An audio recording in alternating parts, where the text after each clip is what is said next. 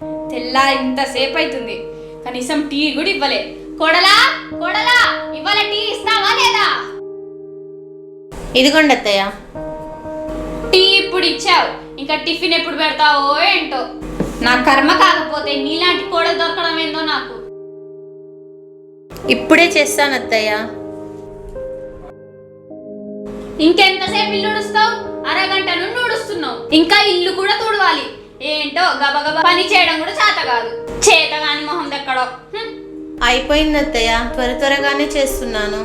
అమ్మ నిన్ను అన్ని మాటలంటున్నా కూడా ఒక్క మాటకు కూడా జవాబు చెప్పేవేందే? అంటే మీ అమ్మకు జవాబు చెప్తే నీకేం ప్రాబ్లం లేదా? నాకేం ప్రాబ్లమే? సరే అయితే ఈసారి మీ అమ్మ నన్ను ఏమన్నా అన్నివ్వండి, అప్పుడు చెప్తా మీ అమ్మ సంగతి. ఇక్కడ చచ్చావే, అన్నం పెట్టేది ఉందా లేదా? ఇప్పుడు చెప్తా ఈమె సంగతి.